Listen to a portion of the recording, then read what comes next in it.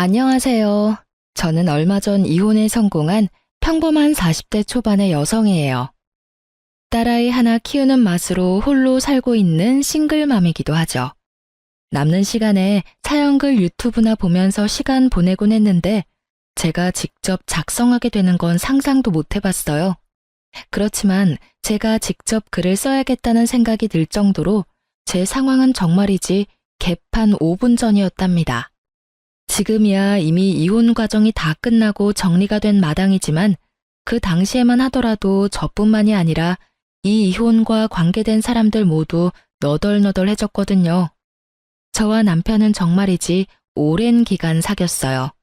솔직하게 말하면 남편이 질질 끌었다고 해야겠죠. 남편은 무슨 이유에서인지 결혼에 대한 생각이 없었고 저는 결혼에 대한 막연한 동경 같은 것이 있었어요. 그리고 무엇보다도 나이가 들면서 하나하나 자리 잡아가는 친구들을 보니 저도 그렇게 안정적인 자리를 잡고 싶다는 생각을 했거든요. 그래서 마지막으로 당시의 남친이었던 남편에게 통보했었죠. 우리 5년 사귀었고 결혼 생각 없으면 이쯤에서 접자였어요. 그때 왜 결혼을 하기 싫어했는지 이혼하는 과정에서 알게 됐어요. 남편이 간을 보고 있었더라고요. 본인은 신중했다고 말하지만 저는 전혀 그렇게 생각하지 않거든요. 당시에는 그런 찝찝함이 있었지만 결혼 후에는 그런 찝찝함도 사라졌어요. 남편이 잘해줬거든요. 그런데 의외의 문제가 제 발목을 잡았죠. 바로 시부와 시모 때문이었어요. 시부는 돈이 좀 많았어요. 물론 지방에 살고 있으니 엄청 부자는 아니었지만 그래도 자수성가한 타입이었거든요. 그런 시부가 늦바람이 나서 매번 시모와 싸우는 거예요. 두 사람만 싸우면 되는 일인데 시모는 매번 싸우면 저희 집에 오는 거예요. 솔직하게 말해서 어느 한쪽 편을 들라고 했으면 더 편했을지도 모르죠. 계산 따라서 더 이득인 쪽에 붙으면 됐을 테니까. 하지만 그렇게 할 수도 없는 게 남편이 시부 밑에서 일하고 있었거든요. 시부 탓을 해버리면 남편 입장이 곤란해지는 거죠. 그리고 와이프인 저도 그 아슬아슬한 줄타기에 매번 동원돼야 했고요. 남편은 그런 시모도 시부도 대면대면하게 대했고 결국 시모의 감정 관리는 모두 제 몫이었죠. 저는 시부가 왜 바람피는지 누구와 바람이 났는지 그런 건 하나도 궁금하지 않았어요. 알면 아는 대로 피곤해질 일이고 솔직하게 말해서 너무 깊이 파고들 생각도 들지 않았거든요. 그렇지만 시모는 달랐어요. 저희 집에 와서 시부의 내연녀에 대한 이야기를 하며 제게 스트레스를 모두 퍼부어 버리더라고요. 처음에는 며느리에게 그런 모습 보이기 싫어서였는지 체면치레하려고 그랬는지 저희 집에는 오지 않고 남편에게 전화로만 하소연했었거든요. 하지만 결혼 후 1년이 지나기 시작하니 시부와 싸울 때마다 저희 집으로 찾아오더군요. 처음에는 그런 시모를 잘 달래야겠다고 생각했죠. 저도 사람이고 여자인데 바람피는 시부에 대한 분노가 없었겠어요? 시모가 딱하다고 생각했는데 나중에 알고 보니 꼭 시부가 잘못한 것만도 아니더군요. 이 상황을 한마디로 표현한다면 유유상종, 이 사자성어가 딱 들어맞는 것 같네요. 시모는 시모대로 시부에게 스트레스를 주고 있더군요. 시부가 벌어오는 돈을 탕진하는 것도 모자라 젊은 시절 볼품없었던 시부를 그렇게 탐탁지 않게 여겼다고 하더군요. 와이프한테 무시당하고 벌어온 돈 다 착취당하면 늦바람이 나도 어쩔 수 없겠다는 생각이 들 정도로 두 사람의 역사는 참으로 치열했어요.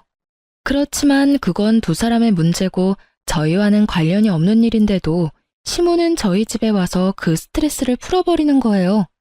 남은 사람들에게 쌓일 스트레스는 생각도 않고 말이죠. 밥을 해주면 밥투정, 청소해주면 마음에 안 든다며 다시 하라고 하고 정말로 시모의 투정과 억지가 대단했어요. 저도 참기만 한 건 아니었어요. 몇 번을 남편과 시모에게 이야기하고 하소연도 했지만 돌아오는 건 싸늘한 눈빛과 네가 이해하라는 말뿐. 괜히 남편이 남의 편인 게 아니더라고요. 그리고 결국 사건이 터져버렸죠. 그날은 친정엄마의 생일이었어요. 한 달 전에 미리 남편에게 엄마의 생일을 알려줬었죠. 그런데 시모가 엄마 생일 일주일 전부터 저희 집에 와서는 집에 갈 생각을 안 하더군요. 친정엄마 생일 전에는 가겠지 싶었는데 아예 눌러앉기로 작정을 했는지 시모는 꿈쩍도 안 했어요. 결국 친정엄마 생일날 점심 식사에 시모에게 제가 먼저 말했어요. 어머님, 죄송한데 오늘 저녁 식사는 혼자서 드실 수 있겠어요? 제가 약속이 좀 있어서 나가봐야 하거든요. 아니면 근처 음식점에서 맛있는 거라도 시켜드릴게요. 뭐? 너 손님 놔두고 집 비우는 거 아니다? 그거 사람 홀대하는 거랑 똑같은 거야. 어이가 없었죠. 그리고 손님이라니. 정말 손님이었다면 쫓아내기라도 했을 텐데 말이죠. 어머님, 오늘 친정어머니 생신이라 한 달 전부터 미리 예약을 해놨어요. 그래서 어쩔 수 없이 나가는 거니까 이해 좀 해주세요. 갈수록 웃기네, 네. 네가 그 집 사람이야? 너 이제 우리 집 사람이야. 우리 집에 시집 왔으면 당연히 너희 엄마보다는 나한테 더 신경 써야 하는 거 아니냐? 네 엄마가 널 그렇게 가르치디? 너 이따위로 행동하는 거 너희 엄마가 알고는 있어? 시모는 연신 시부의 험담을 늘어놓던 입으로 저희 엄마를 모욕하는 말을 늘어놓기 시작했어요. 사돈은 도대체 이런 애를 집 밖에 내놓을 생각은 어째 하셨대? 하긴 고슴도치도 제 자식이 제일 예뻐 보인다니 할 말은 없다만. 너 죽어도 이 집 귀신 되는 거야. 네가 죽으면 그 집에서 네 제사라도 치러준다니? 이래서 요즘 애들은 안 된다니까. 주제를 몰라요, 자기 주제를. 저는 시모가 저를 향해 내뱉는 말들을 듣지 않으려 애를 써야 했어요. 정말 기분이 더럽고 엿 같았거든요. 저는 착한 사람이 아니에요. 그리고 인내심이 그리 좋은 사람도 아니었고요. 평범한 사람이었어요. 모욕받으면 열받고 욕 들으면 두 배로 욕해주고 싶은 평범한 사람. 그렇지만 어른에게 그렇게 할 순 없다는 생각으로 그냥 무시했어요. 시모가 뭐라고 뒤에서 떠들던지 들리지 않는 척하며 씻고 화장하고 생일 잔치에 갈 준비를 했죠. 제가 자기 하는 말을 모조리 씹어버리고 무시하자 열받은 시모가 고래고래 고함을 지르더군요. 야, 네가 뭔데 날 무시해? 이런 싸가지 없는 년을 봤나? 네 엄마도 이렇게 싸가지 없겠지? 원래 윗물이 맑아야 아랫물이 맑은 법이다. 네 엄마가 널 이렇게 예의라고는 쌈 싸먹은 년으로 키워서 네가 이 모양 이 꼴 아니겠냐? 야, 여기 보라는 말 안 들려? 그만 좀 하세요. 저한테 왜 소리 지르시는데요? 열받는 일 있으면 당신 자식한테 하시면 되잖아요. 며느리한테 열받는 감정 다 털어져 버리시면 그렇게 기분이 좋으세요? 싸가지가 없는 게 누군데 여기서 저한테 막말하시는데요. 부모 생일잔치도 못 가게 하는 시어머니야말로 싸가지 없는 사람 아닌가요? 며느리한테 불효 저지르라고 말하는 시어머니가 어딜 봐서 깨끗한 사람이냐고요. 이게 정신이 나갔나? 너 지금 누구한테 대드는 거야? 우리 엄마 욕한 사람한테 대드는 거죠. 이제부터 남편 없을 때는 이 집 찾지 마세요. 저는 어머님 자식 아니고 며느리예요. 엄연히 남의 귀한 자식이고 존중받아야 할 사람이라고요. 열받고 화나는 일 있으면 당신 자식한테 그 스트레스 다 푸세요. 남의 자식한테 스트레스 풀지 마시고. 저는 결국 크게 화를 내고 집 밖으로 나와버렸어요. 남편도 오늘 장모님 생일인 걸 알고 있으니 알아서 올 거라고 생각하고 따로 연락도 하지 않았어요. 솔직하게 말하면 남편 얼굴 보고 싶은 마음이 전혀 없었거든요. 지금 보면 싸움만 할 것 같아서 연락하지 않았어요. 저녁이 되면 이 불같은 감정도 가라앉을 테니 그때 남편 보면 되겠지 싶었거든요. 그런데 남편이 약속 장소에 오지 않더군요. 아무리 기다려도 오지 않고 이미 생일 식사는 시작돼서 결국 남편에게 전화했어요. 당신 도대체 어디... 야, 너 우리 엄마한테 무슨 말 했어? 왜 엄마가 집에서 혼자 울고 계시냐고. 당신 지금 집이야? 그래, 집이다. 넌 집구석 엉망으로 만들고 어딜 기어나간 거야? 주말에 청소 좀 하라는 말이 그렇게 고깝게 들렸냐? 어른이 그런 말 할 수도 있지. 그거 가지고 지금 열받았다고 시위하려고 밖에 나갔어?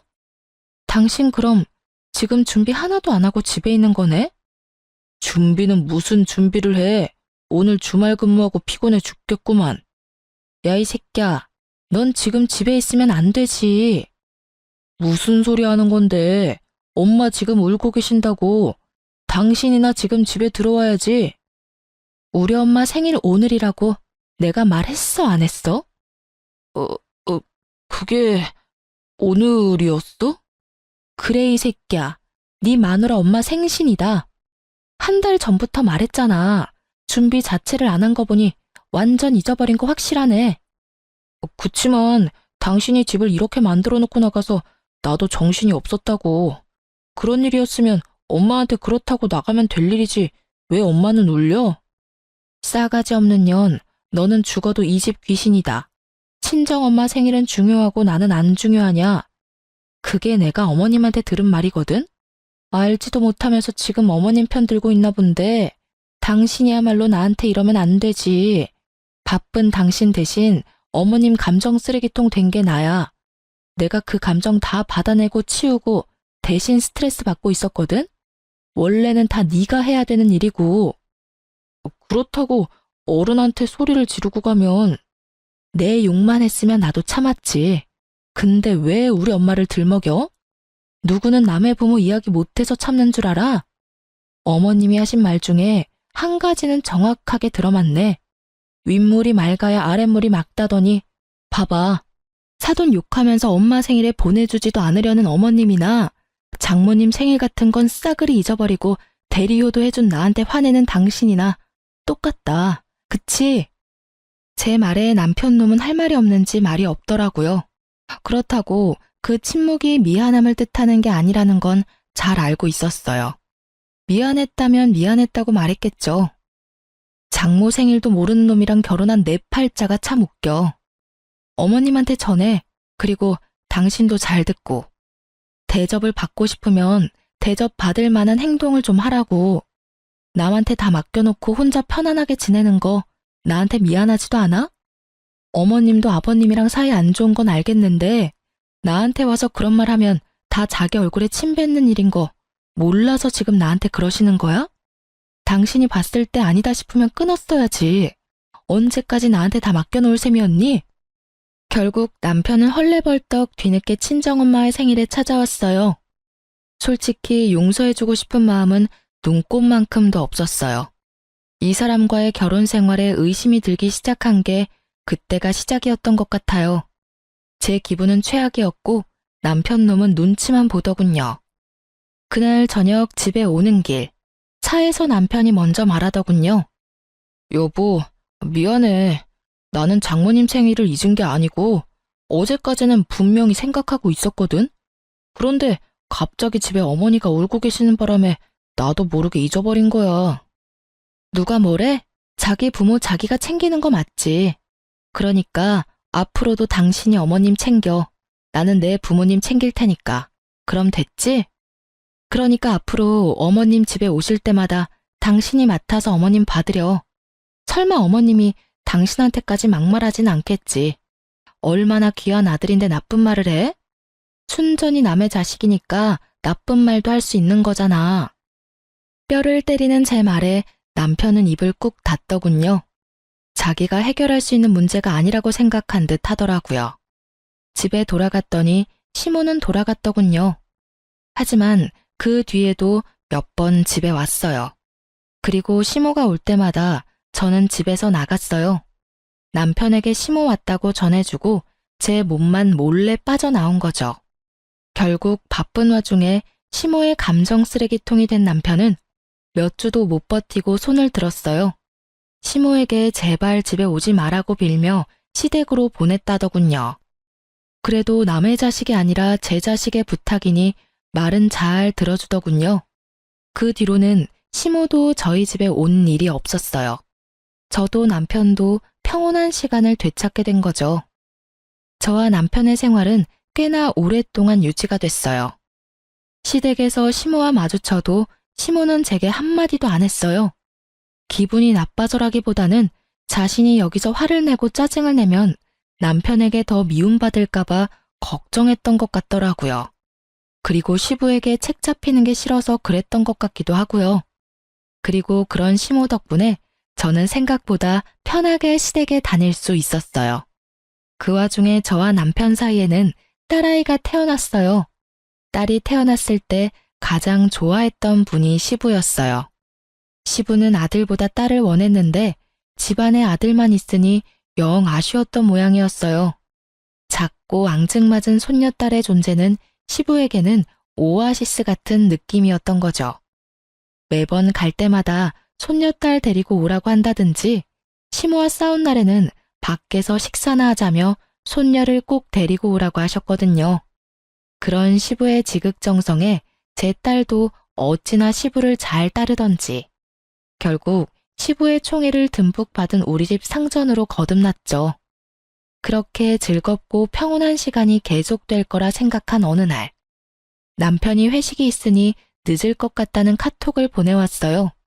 그 카톡을 보면서 저는 별 생각 없었어요. 요즘 자주 늦네? 이런 정도였죠. 승진과 각종 행사가 많았던 연말이었거든요. 그래서 늦는 것도 어쩔 수 없다는 생각이었고 저는 사회생활도 업무의 연장선이라고 보는 타입이라서 딱히 회식을 싫어한다거나 하지 말라고 한 적은 없었어요. 그런데 그날은 좀 특별했어요. 낮부터 애가 열이 나는 데다가 약을 먹여도 3시간 만에 다시 열이 오르고 다시 약을 먹이고 이런 상황의 연속이었거든요. 걷잡을 수 없이 열이 올랐을 때는 이미 자정이 다 되어가는 시간이었어요. 혼자 애를 데리고 병원으로 갈 자신이 없었고 남편에게 연락부터 했어요. 그런데 전화기가 꺼져 있더군요. 결국 전화번호를 뒤지다가 정말 우연히 받아놓은 남편 부하 직원의 연락처를 발견했죠. 그 부하 직원이라면 분명히 남편과 같이 있을 거라는 생각으로 그 사람에게 전화를 했어요. 늦은 시간에 죄송해요. 지금 회식하는데 남편 옆에 있죠? 이 사람이 전화기가 꺼져 있던데. 에? 회식이요? 저희 회식은 다음 주에 잡혀 있는데요. 그 말에 제 머릿속에는 경고음이 들리는 것 같았어요. 거짓말, 그리고 외박. 이 조합으로 생각나는 건 단 하나뿐이었어요. 어떤 여자라도 생각날 수밖에 없는 단어. 아닐 거라고 믿고 싶은 남편의 외도, 그거였어요. 머릿속이 복잡하고 열이 오르기 시작했지만 지금은 그것보다 더 중요한 일이 있었어요. 아픈 아이를 병원에 데리고 가는 거요. 저는 이를 악물고 애를 데리고 병원으로 향했어요. 아이는 요로 감염이었고 다행히 항생제 투여 후 열이 줄어들고 있었어요. 그리고 그 다음날 아침 8시에 남편에게 전화가 오더군요. 저는 입원한 아이 손을 잡고 있다가 남편의 전화를 받았어요. 당신 도대체 어디야? 애는 어디다 맡겨두고 외박이냐고. 지금 당신이 나한테 그런 말을 할 자격이 있어?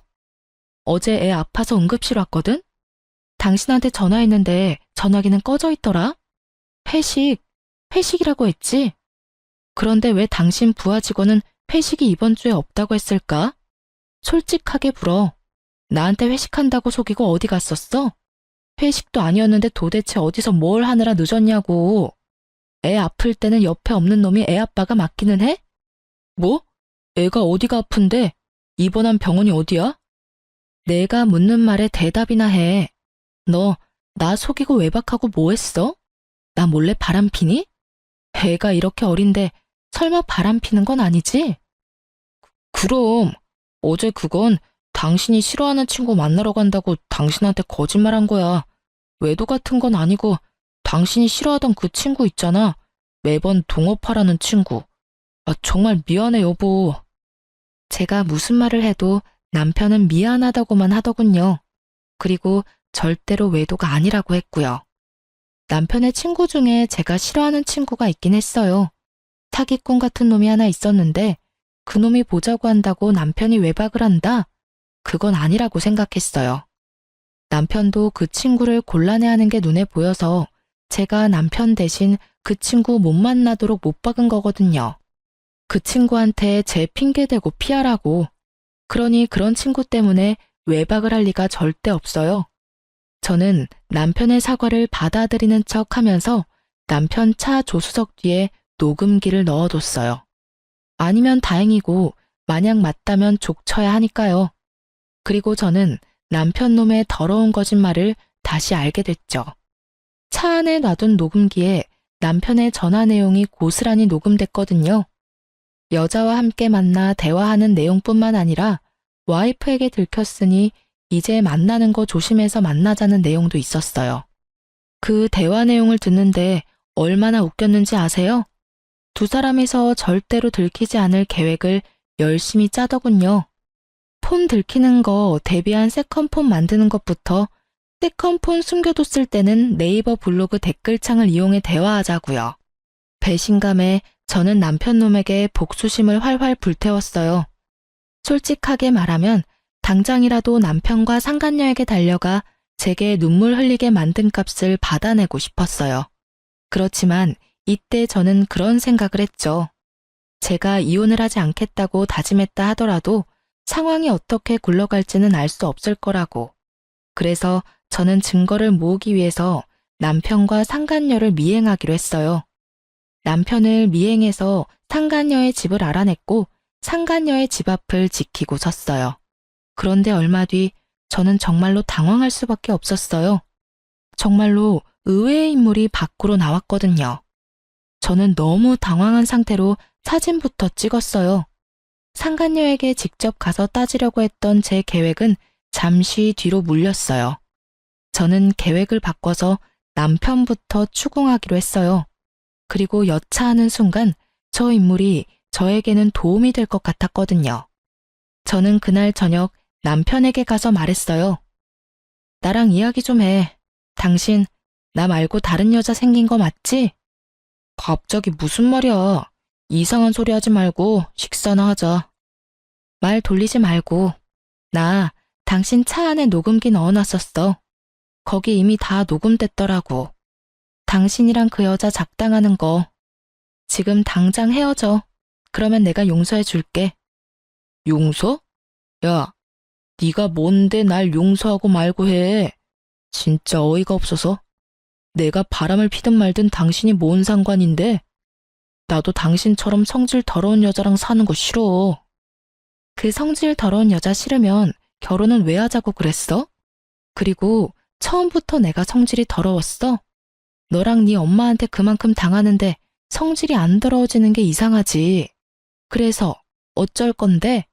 나랑 이혼이라도 하겠다는 거야? 이혼이 별거야? 서로 싫어지면 헤어지는 게 맞는 거지. 그래, 헤어져. 헤어지고 나도 좀 편하게 살아보자. 솔직하게 말해서 너 우리 엄마한테 예의 없이 구는 것도 얼마나 열받았는지 알기는 해? 그 여자는 당신처럼 이렇게 아나무인인 사람이 아니야. 상간녀를 두둔하는 말을 하며 남편놈이 실컷 짓거리더군요. 제 무덤 파는 줄 모르고 열심히 파서 묻히기 전에 한 번 더 물어봤어요. 그래서 이혼하겠다. 그 말이지? 그래, 이혼해 줄게. 내가 용서해 주겠다고 했는데도 굳이 지옥길로 알아서 걸어가겠다. 이 말이지? 제 말이 심상치 않음을 느꼈는지 남편놈이 잠깐 흠칫하더군요. 그렇지만 자기도 뱉은 말이 있으니 번복하지는 않더군요. 뭐든지 법대로 할 거야, 법대로. 그래, 그럼 이혼해 줄게. 아버님이랑 어머님한테 이야기하러 가자. 당신 바람나서 애랑 나 버리고 이혼하겠다고 이야기할게. 남편놈 얼굴이 새카맣게 변하더군요. 시아버지 밑에서 일하는 남편놈은 자기 딸이 시아버지의 마음을 얼마나 많이 사로잡았는지 잘 알고 있었거든요. 친권이랑 양육권은 안 줄 거야. 넌 나한테 주게 되어 있어. 이 이혼은 전적으로 다 네 탓이니까. 넌 바람을 폈고 너희 엄마는 나를 괴롭히고 내 친정을 모욕했지. 게다가 아이가 아플 때도 바람을 폈으니 애를 데려갈 자격이 있기나 하겠어? 제 말에 남편이 부들부들 떨더군요. 저는 남편 놈을 강제로 시댁으로 끌고 가서 시부모에게 이혼 이야기를 꺼냈어요. 아버님, 어머님, 저희 이혼하기로 했어요. 제 말에 시모가 비웃으며 한마디 하더군요. 내 그렇게 될 줄 알았어. 네가 잘나면 얼마나 잘났다고 시어머니 이겨먹고 잘 살 줄 알았어? 당신은 좀 가만히 있어. 며느라가 왜 갑자기 이혼을 하겠다고 하냐? 큰 문제가 아니면 다시 생각해보고. 이 사람이 바람을 폈어요, 아버님. 그 말에 시부가 찔끔 놀라더군요. 자기도 바람을 폈으니 말이죠. 그런데 제가 용서해 줄 테니 그 여자랑 인연 끊으라고 했는데 그럴 바엔 저랑 이혼하는 게 낫겠다고 하더라고요. 그래서 원하는 대로 이혼해 주려고요. 전 분명히 기회를 줬어요. 그런데 그걸 거절한 건 남편이에요.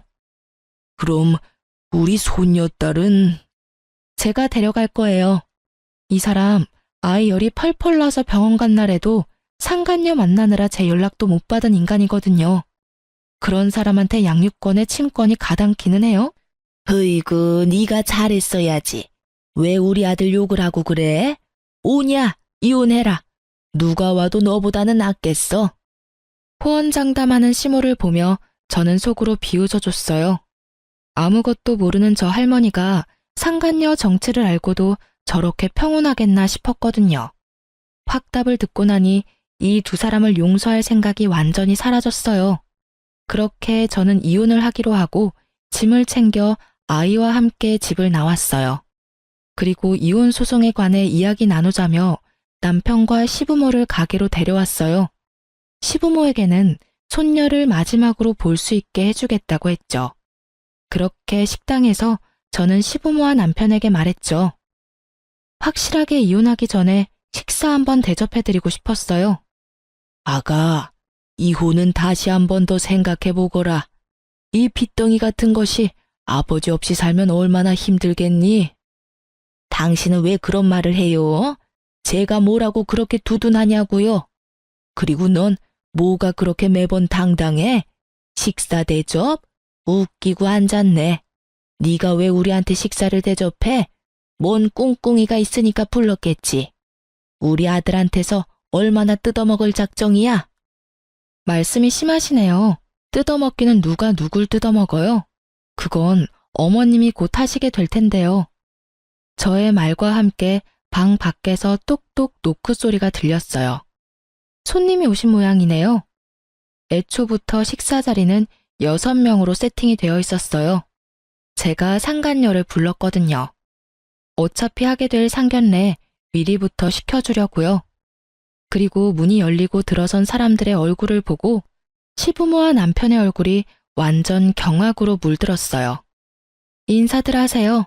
남편 상간녀랑 그 어머님이세요. 저 년이 왜 여기를 왜 와? 시모가 숨 넘어갈 듯 소리치고 있었어요. 그리고 시부는 아무 말도 못하고 눈만 질끈 감고 있었고요. 남편은 이 상황이 어이없는지 저한테 그러더군요. 당신 왜 이 사람 부른 거야?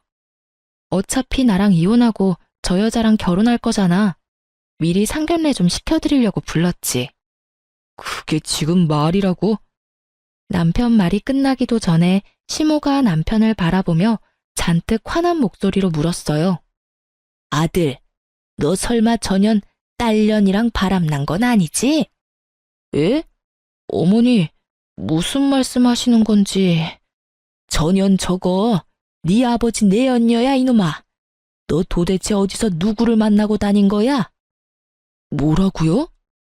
남편이 놀라서 상간녀를 바라보았고 상간녀도 몰랐는지 남편을 놀란 얼굴로 쳐다보더군요. 내가 전년 때문에 마음고생한 거 생각하면 네가 나한테 이러면 안 되지.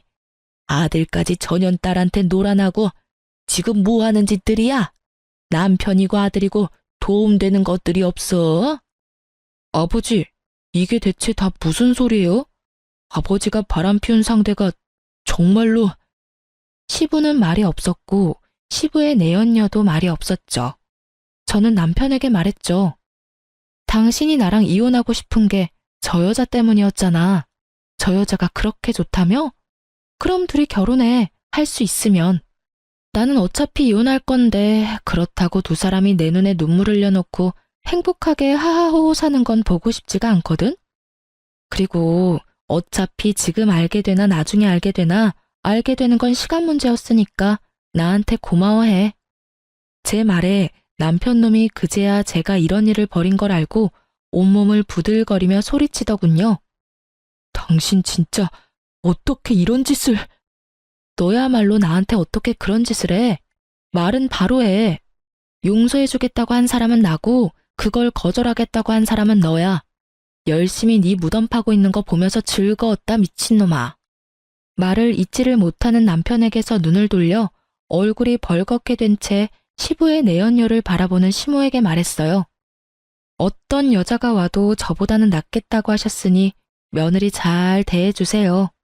아드님이 아주 사랑하는 여자라고 하더라고요. 저랑은 다르게 싹싹하다던데. 그쪽 아들이 며느리 한번 잘 골라왔네요. 그쵸? 그리고 딸을 저리 키운 상간녀의 엄마에게도 잊지 않고 말해줬죠.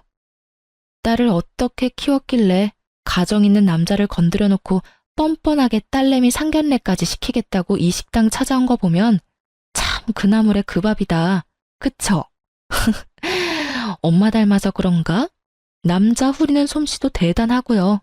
하여튼 딸 한번 잘 키우셨네요. 다들 더 반갑게 인사하세요. 하나하나 성질 긁어대는 제 소리에 시모가 완전 열이 받을 대로 받았더라고요. 너 이렇게 될 줄 알고 여기 불렀지? 뭐 때문에 이런 여자 불렀어? 너 이런다고 내가 이혼 반대할 것 같아? 무서운 말씀 하시네요. 저는 이혼할 거예요. 거기에는 어머님 지분도 있는 거 아시죠? 매번 저희 집에 와서 저 시집살이 시키는 것도 모자라서 시아버지랑 내연녀 욕해대면서 불쾌한 감정 저한테 다 쏟아내셨잖아요. 그런 분을 어떻게 모시고 살아요? 시모는 약이 단단히 오른 듯 했어요. 하지만 더 이상 그 화살을 저한테 돌리지는 않았어요. 바로 시부에게 한바탕 쏟아내더군요. 당신 때문에 내가 이게 무슨 꼴이야. 저 새파랗게 어린 년 때문에 내가 당한 꼴을 봐. 당신이 저런 년이랑 바람만 피우지 않았어도 내가 이렇게 꼬투리 잡힐 일이 없었을 거라고. 저번에도 말했지만 나는 절대로 당신이랑 이혼 못해. 아이고 내 팔자야. 어떻게 남편 복도 없는 년이 자식 복, 며느리 복까지 없어서 이 수모를 당하고 살아? 너도 마찬가지야 이놈 자식아. 네 아버지만으로는 부족하더냐? 할 짓이 없어서 계집질을 해. 그것도 저런 년 딸한테 홀딱 빠져가지고. 어떻게 너마저 나를 배신해? 시모가 쏟아붓는 말에 남편 얼굴이 하얗게 질리더군요. 재혼? 꿈도 못 꾸겠죠. 제 어미 가슴에 못 박은 여자 딸이랑 무슨 결혼을 해요? 혼인의 혼자만 꺼내도 시모가 뒤로 넘어갈 판인데. 이게 다 무슨 일이야? 엄마, 이야기 좀 해봐. 엄마 만나는 사람이 이 사람 아버지야? 상간녀도 제 어머니가 어떤 사람인지를 알았어요. 너야말로 이게 다 무슨 일이야? 너 제대로 된 남자 만난다고 하지 않았어? 그런데 불륜? 상간녀의 어머니도 자기 딸이 어떤 사람인지 알게 됐죠. 엄마야말로 불륜이잖아. 나한테는 일찍 사별하고 돈만 많이 벌어다 놓은 영감이라며. 얘가 못하는 소리가 없어? 엄마가 언제 그렇게 말했어? 엄마는 나한테 화내면 안 되지. 엄마도 똑같이, 아니, 나보다 더한 짓 했으면서. 결국 이 집도 저 집도 똑같이 풍비박산이 나버렸죠. 그리고 그 와중에 웃는 건 저뿐이었고요. 정말 너무나 통쾌하기 짝이 없는 장면들이었어요. 상간녀와 남편의 행복한 미래는 이미 산산조각 났고 두 사람의 암울한 미래 앞에는 부모님들이 있었죠. 서로가 서로를 물고 뜯는 상황을 보며 저는 차분히 모든 걸 보고 있었어요. 그러게 남의 눈에 눈물 흘리게 만들면 자기 눈에는 피눈물 나는 거 미리 알았어야죠.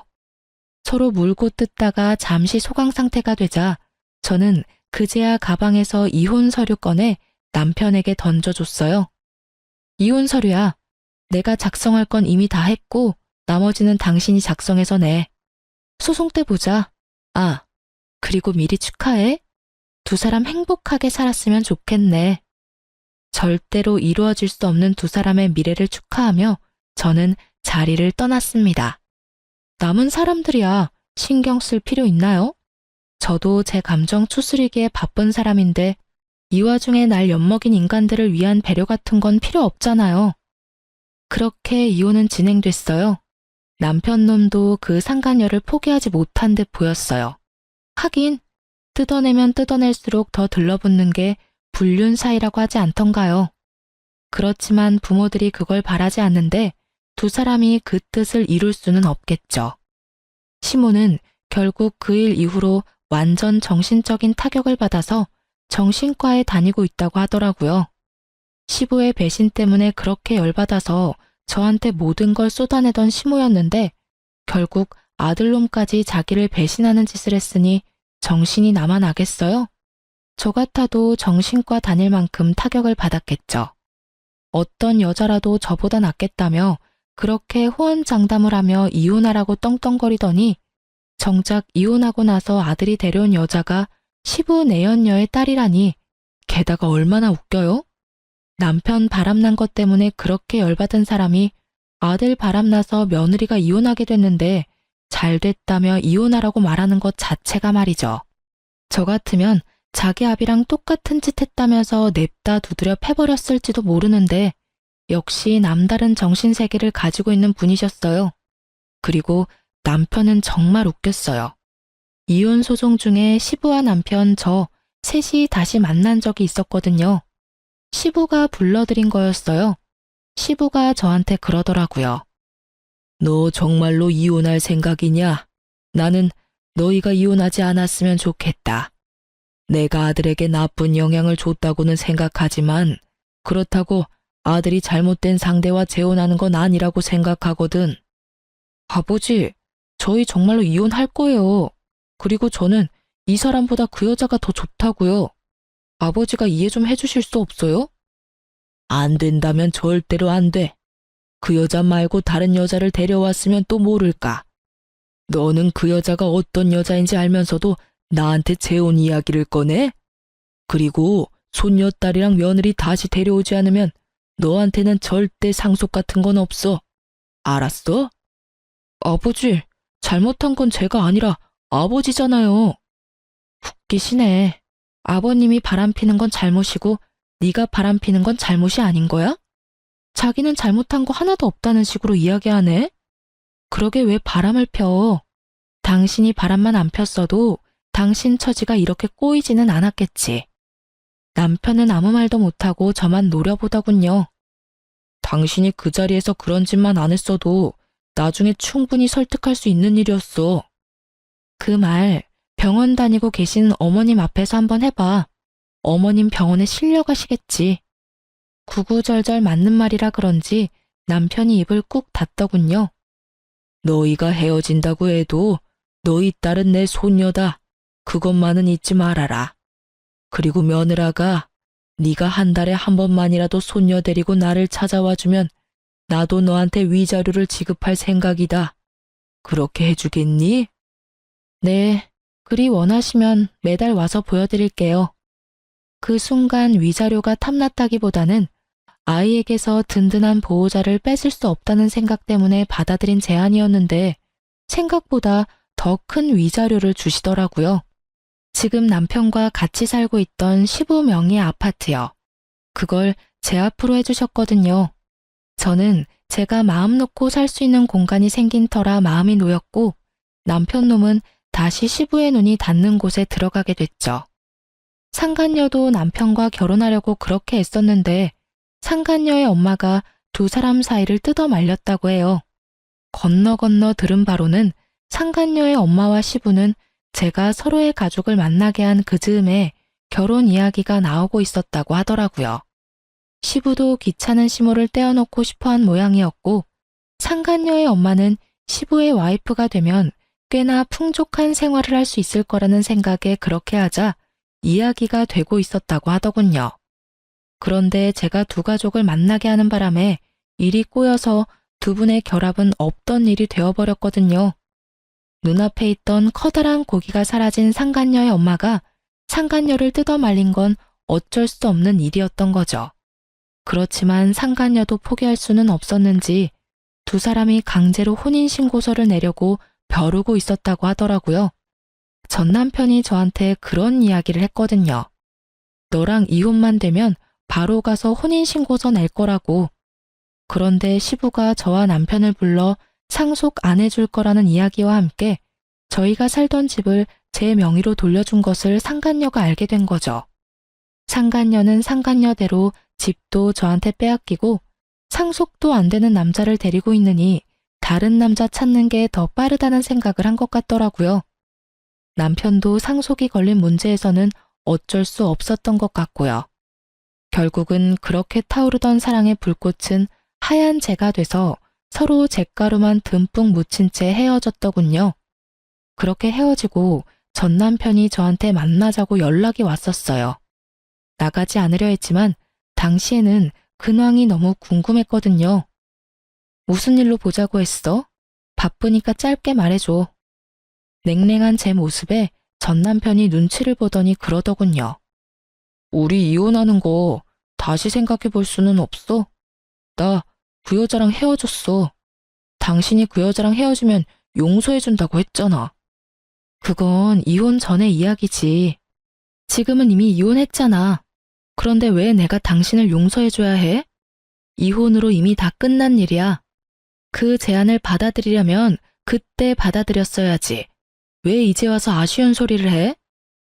내가 정말로 잘못했어. 그런 여자인지도 몰랐고. 아버지랑 그렇게 엮인 사이인지도 몰랐단 말이야. 솔직히 따지고 보면 나도 피해자인데. 그래. 근데 나한테 당신은 가해자야. 내 가슴에 비수 꽂고 다른 년이랑 바람난 전 남편. 그런 네가 왜 이제 와서 나한테 이러는지는 모르겠지만 너 나한테 재결합 요구하려는 거면 잘못했다가 아니라 미안하다고 먼저 사과를 했었어야지. 그리고 한 가지 확실하게 할게. 나는 한 번 바람핀 놈은 절대 못 믿어. 그러니까 앞으로 나한테 연락하지 마. 그 여자하고 잘 안 되니까 나한테 다시 슬금슬금 기어온 모양인데 나는 절대로 당신이랑 재결합 안 해. 내가 정신 나갔어? 미친놈이랑 다시 결혼 생활을 하게. 쓸데없는 말 하지 말고 양육비나 꼬박꼬박 보내. 안 보내면 아버님한테 이를 거야. 한 달에 한 번씩 아버님이랑 만나는 건 알지? 그러니까 하는 말이잖아. 우리 아버지는 만나면서 왜 나한테는 기회도 안 주는데? 한 번 정도는 용서해줘도 되잖아.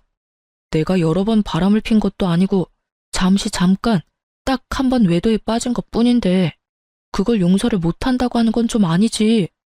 넌 한 번은 용서해야 하고 두 번은 용서하지 말라는 거야?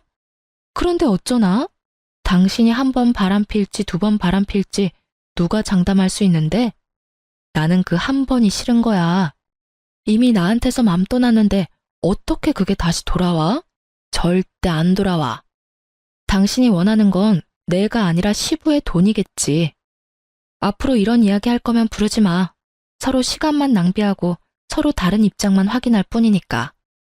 제 말에 변명을 필사적으로 늘어놓으려는 남편놈을 내버려 두고 나왔어요. 아시는 분들은 아실 텐데요. 제 생각에 바람은 습관이에요. 절대 안 한다 맹세해도 그런 상황이 오면 하게 되어 있거든요.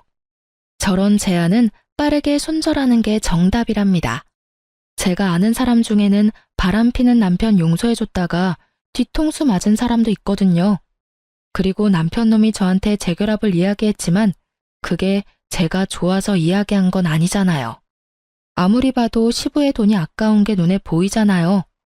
일이 꼬이지 않아서 시부가 재혼을 허락했다면 이놈이 저 앞에서 이렇게 아쉬운 소리를 할 리가 있겠어요? 사랑도 없는 결혼을 다시 시작할 필요가 없잖아요. 어떤 사람들은 상황이 잘 풀렸으니 그냥 받아주지 그랬냐고 물었죠. 그런데 그런 생각이 들었어요. 시부가 만약에 돌아가시고 나면 저 남자가 그때도 저를 와이프로 여길까 하는 생각이요.